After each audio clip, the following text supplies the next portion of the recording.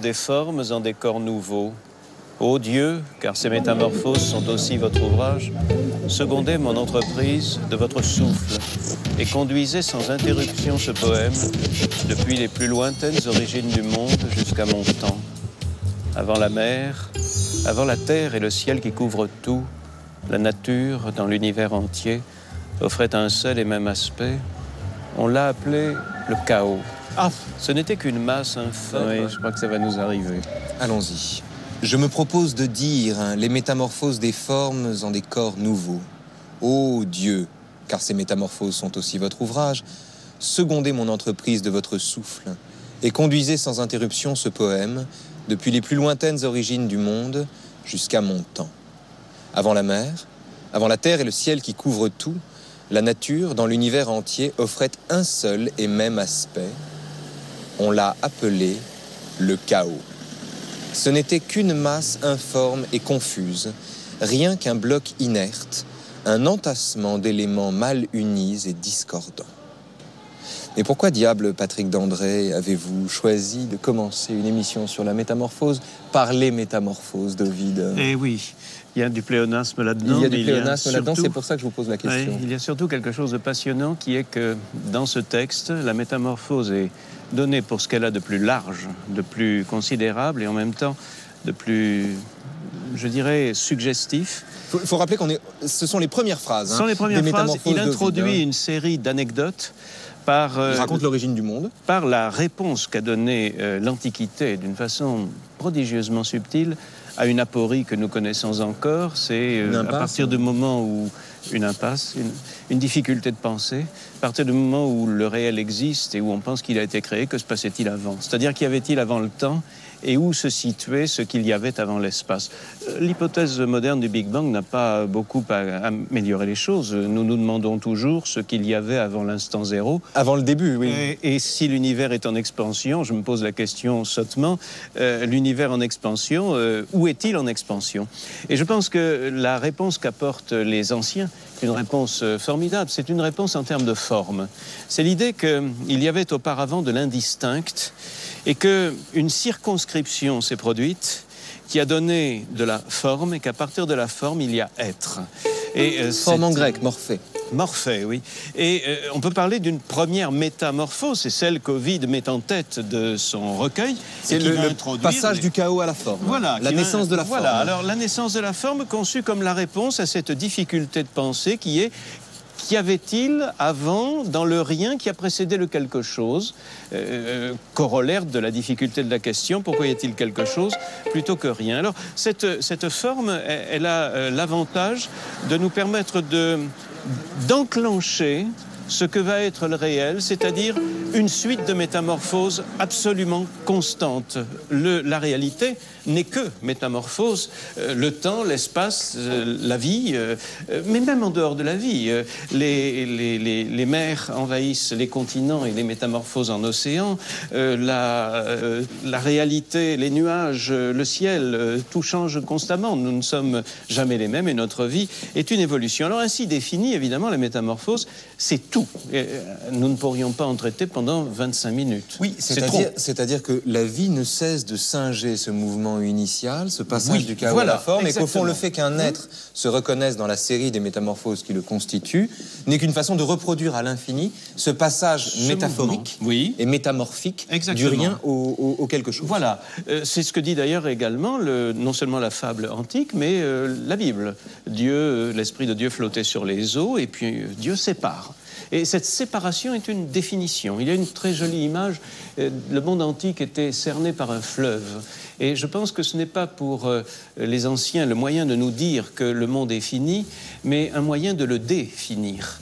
C'est-à-dire de le présenter comme cerné par un espace appelé à bouger. Un fleuve, ça s'assèche et ça déborde, et un espace qui s'écoule, c'est-à-dire temporel. Et ce fleuve des enfers me semble une bonne définition, on l'appelait le fleuve des enfers qui circonscrivait le monde, une bonne définition de la nécessité de circonscrire pour comprendre, de circonscrire. Nous sommes devant un tableau de Tanguy qui est une chose... Jour de lenteur. Est-ce qu'on est ici dans le défini ou l'infini? On est avant. On est juste en amont du défini. Il y a une tentative de définir.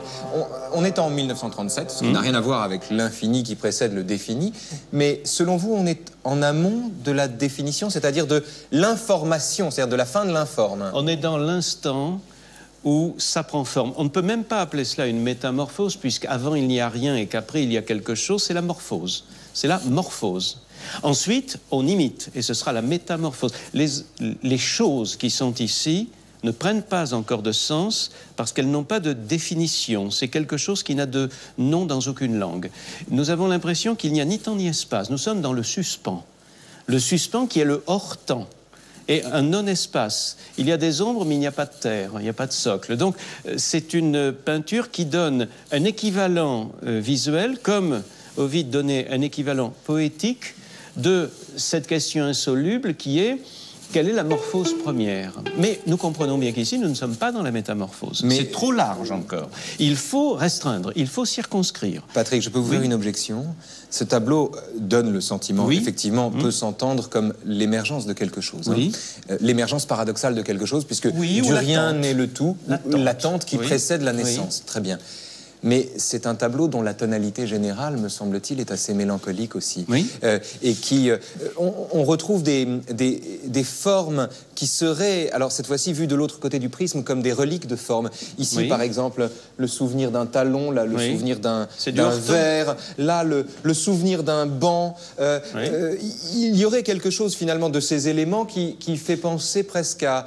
Vous savez, à ce que dit Mallarmé, ma songerie aimant à me martyriser, s'enivrer savamment du parfum de tristesse, que même sans regret et sans déboire laisse la cueilliaison d'un rêve au cœur qui l'accueillit.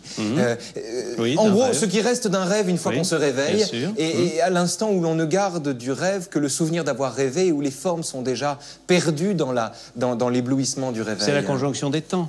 C'est-à-dire que nous sommes dans des reliquiae, donc nous sommes après, mais on a l'impression que ce sont des objets qui n'ont pas encore pris ce que nous appelons forme, c'est-à-dire que nous sommes avant. Et le seul moyen pour nous de dire quelque chose qui soit hors temps, c'est de conjoindre l'avant et l'après. Donc on est dans l'avant autant que dans l'après. Voilà. Finalement, la question est fausse. Oui, en quelque sorte. Mais je vous le disais, ce n'est pas encore ce que j'appelle la métamorphose et dont nous allons parler. Pour qu'il y ait vraiment métamorphose dont nous avons parlé, il faut que une circonscription se produise et que, je dirais, nous le sentions autrement. Je vais prendre un exemple très concret. On vient de marcher dans une rue, soyons un peu socratiques, agora. Les téléspectateurs qui nous ont fait l'amitié de nous regarder parler de la nostalgie il y a à peu près un an nous regardent peut-être. J'espère qu'aucun d'eux ne s'écrie devant son poste de télévision: quelle métamorphose en nous voyant. Ce serait mauvais signe. En revanche, quelqu'un qui depuis... pourtant c'est incontestable. Oui, non. C'est une transformation, c'est une évolution, même pas une transformation, c'est pas une métamorphose. En revanche, le spectateur qui ne nous a pas vus depuis 30 ans, voyant notre visage et superposant la nouvelle image à l'ancienne, dira quelle métamorphose. Pourquoi? Parce qu'il aura l'impression que ce changement... est complet? Non, n'est pas selon le rythme de la nature, n'est pas normal, n'est pas naturel, qu'il est praeter naturam, contre la nature. Et c'est cela, le passage de l'évolution à la métamorphose, c'est l'arrivée du contre-nature. Prenons un exemple, un autre. Proust, le temps retrouvé. Il arrive dans un salon, tous les gens sont là. Matinée chez la princesse de Guermantes. Voilà, il y a 10 ans qu'il ne les a vus, il se dit pour quel bal se sont-ils déguisés avec des cheveux blancs et des rides partout? Le bal c'est temporel, évidemment. Et lui-même s'aperçoit qu'à ce moment-là, lui aussi pourrait être soumis à la métamorphose. Dit leur vieillesse m'inquiétait parce qu'elle m'avertissait des approches de la mienne. Bravo, exactement. La métamorphose, c'est donc quelque chose de prodigieux, de surprenant, de stupéfiant. Il faut qu'il y ait quelque chose comme de la magie pour que nous parlions de métamorphose. Regardez, nous ne pensons pas à une métamorphose de l'oiseau à partir de l'œuf, mais nous pensons à une métamorphose du papillon à partir de la chrysalide. Pourquoi? Parce qu'il y a une valorisation. Que de cet objet qui est une chrysalide, cette chenille informe et infâme avec ses petites poils, sorte le papillon, sublime, autre univers. Nous parlons d'une métamorphose. Nous ne le disons pas du tétard et de la grenouille, parce que ça reste dans l'eau. Oh, ça se discute. Non, on dit une mutation.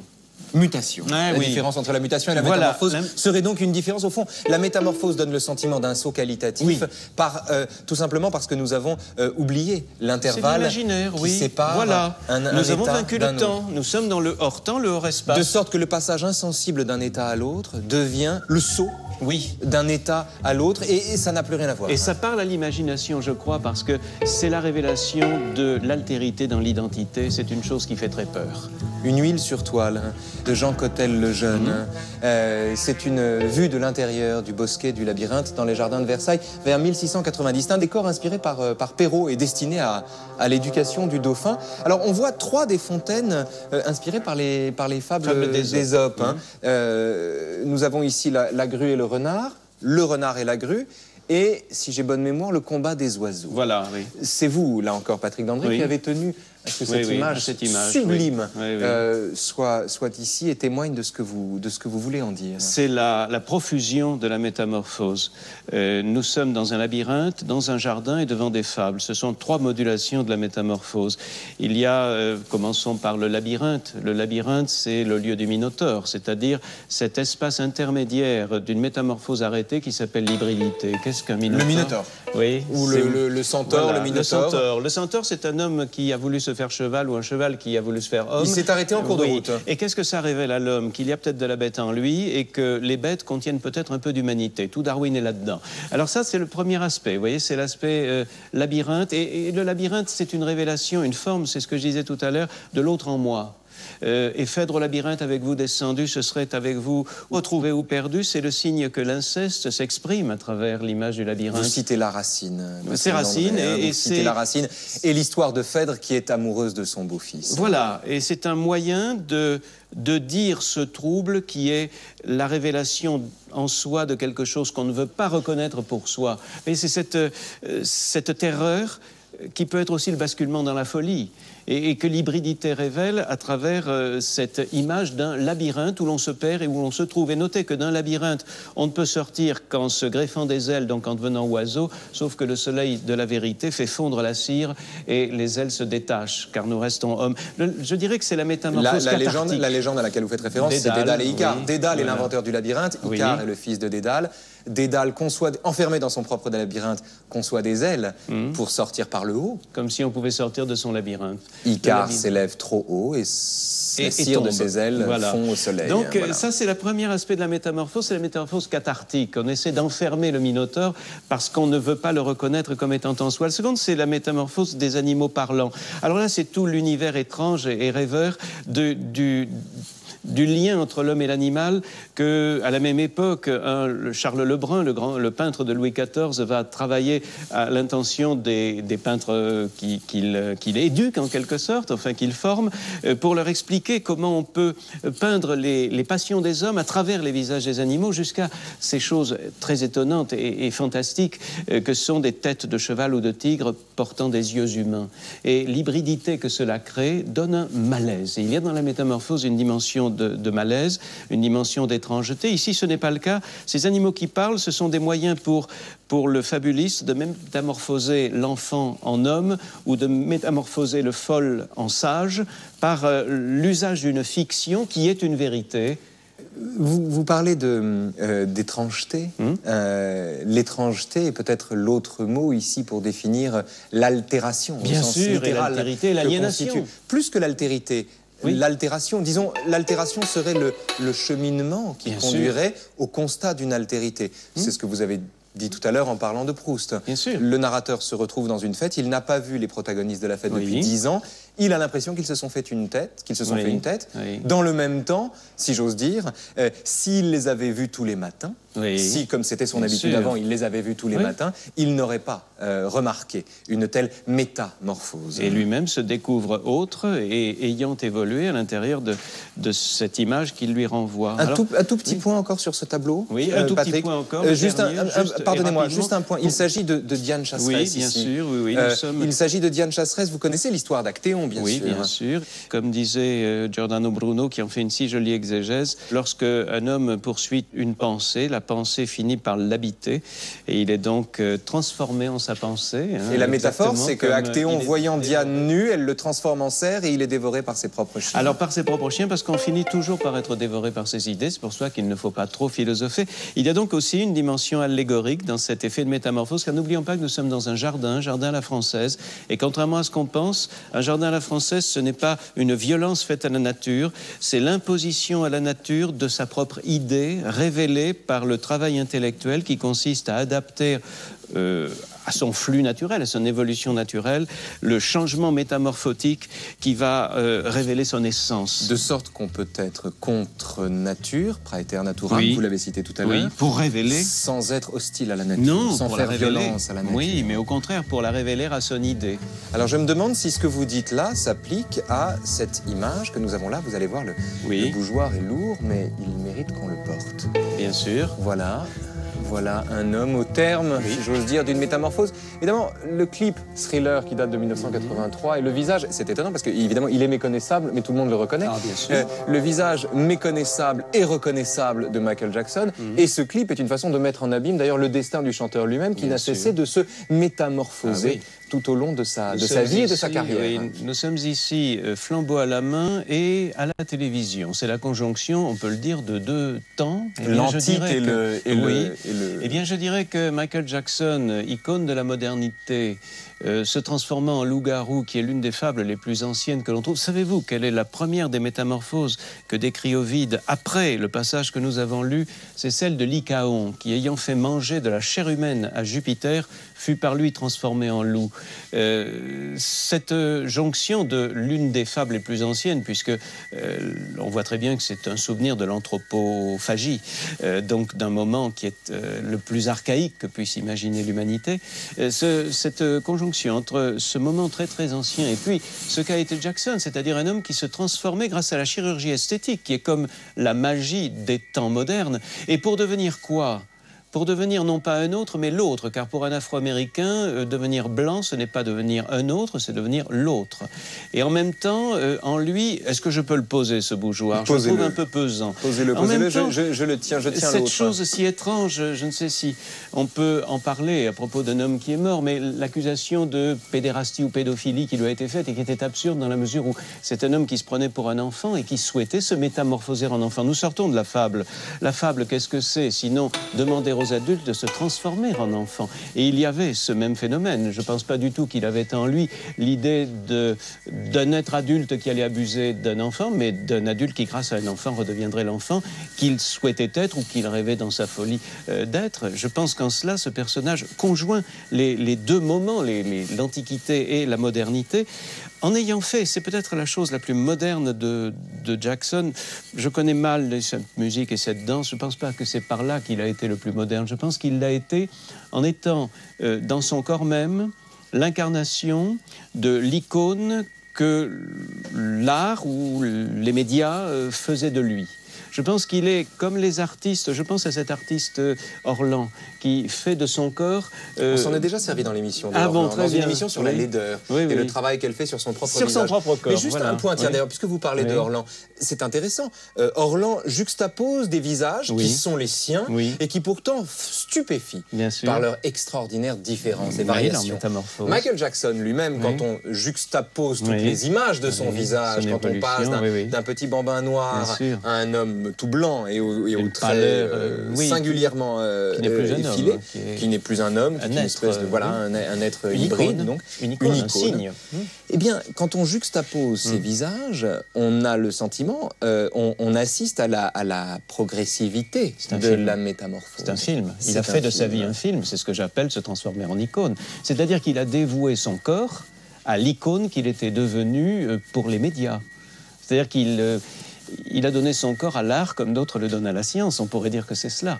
Et c'est l'un des premiers artistes, je pense, à avoir fait ça dans notre monde. Et c'est peut-être l'annonce d'une métamorphose dans ce que nous appelons l'art. Mais pour en revenir d'ailleurs à ce que vous disiez tout à l'heure et à ce qu'on disait quand on parlait de Proust, on peut parler de métamorphose si l'on juxtapose le visage de Michael Jackson dans les Jackson 5 quand il a quelques années, enfin quand il a 7-8 ans et qu'il est surdoué d'ailleurs, qu'il est déjà très fort, et le visage de Michael Jackson à la fin, visage défiguré, amorphe presque de Michael Jackson à la fin.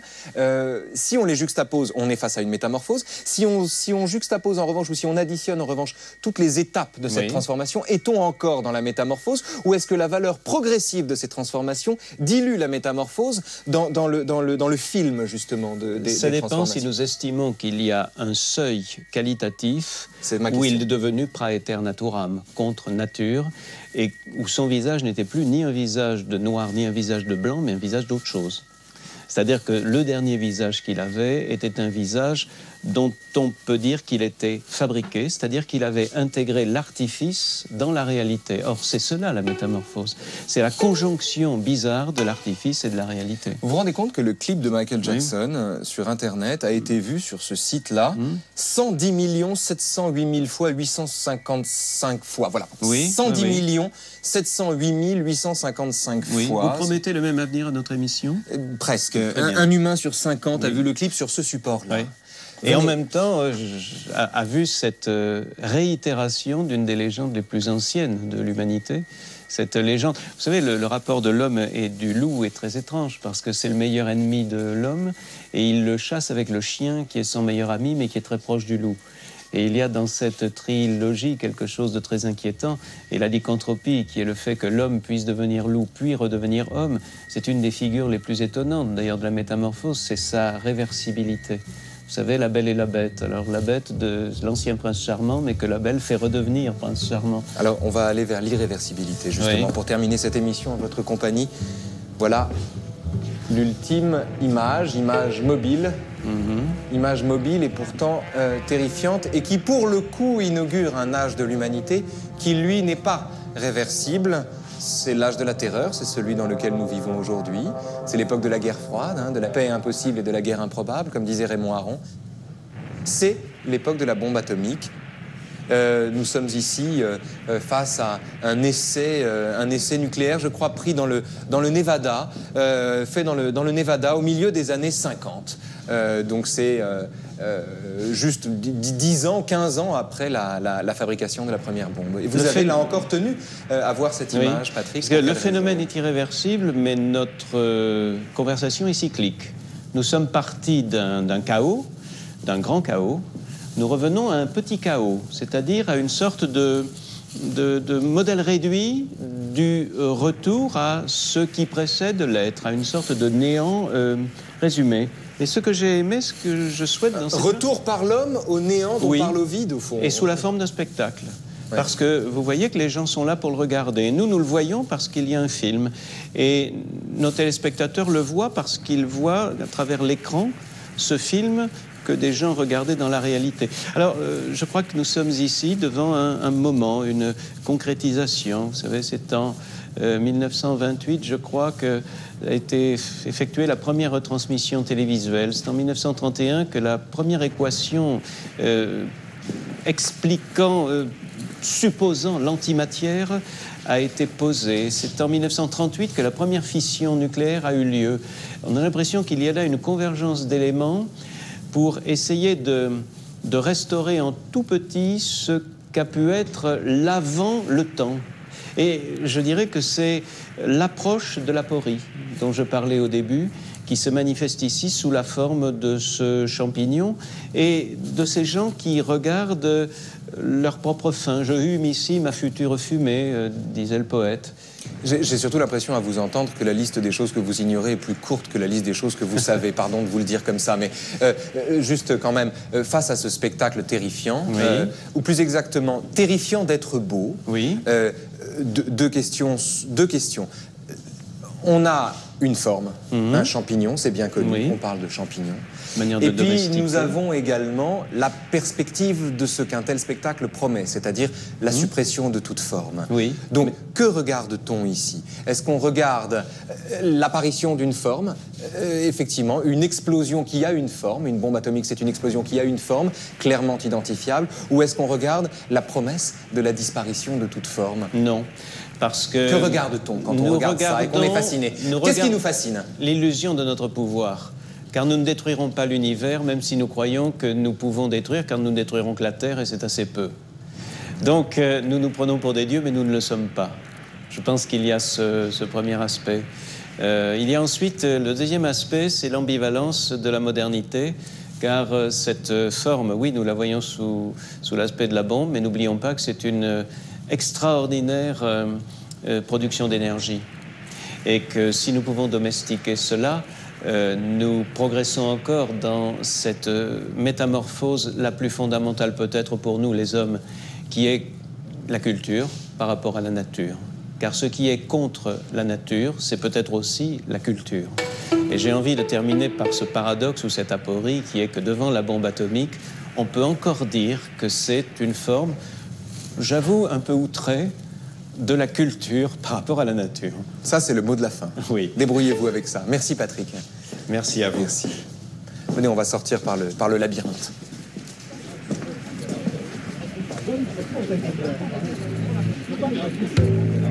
Ça nous change de la bombe atomique.